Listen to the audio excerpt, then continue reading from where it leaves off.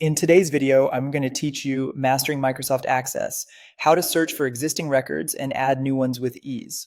We'll build a simple search and add feature directly on your form so users can type an ID, jump to that record if it exists, or create a new one if it doesn't.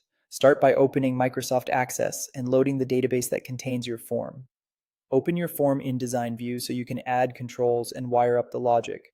On the ribbon, go to the Design tab and insert a text box control. Place this text box in the form's header or footer. Putting it there keeps it visible while users move between records, and leaving it unbound makes it perfect for typed search values. With the text box selected, open the property sheet. On the other tab, give it a clear name you'll remember in code, such as text search ID. Make sure the control source is empty so it stays unbound. You can also tweak the label to say something like search by ID to guide users.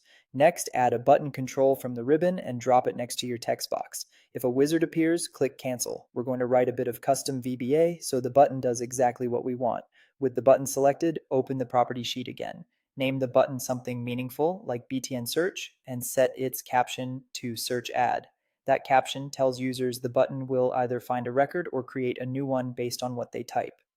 Now, with the button still selected, switch to the Event tab of the property sheet.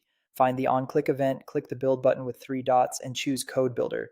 Access will open the VBA editor and create a procedure for your button's click event. Inside that procedure, write code that reads the value from me.txt search ID. If it's blank, show a polite message and exit. If there is a value, attempt to locate the matching record in the form's record source. You can use a dlookup or dcount to check for existence, or use recordsetClone.find first and then set the form's bookmark to move to the match. If a match is found, the form navigates to that record. If not, move to a new record with docmd.go to record and pre-fill the key field with the typed value. Use me. To reference controls, match field names exactly and include basic error handling. Save your code, return to the form, and test in form view. Try an existing ID to confirm it jumps to the right record, then a new ID to ensure it creates one. Adjust captions, control sizes, and tab order for a smooth experience, and don't forget to save the form when you're done.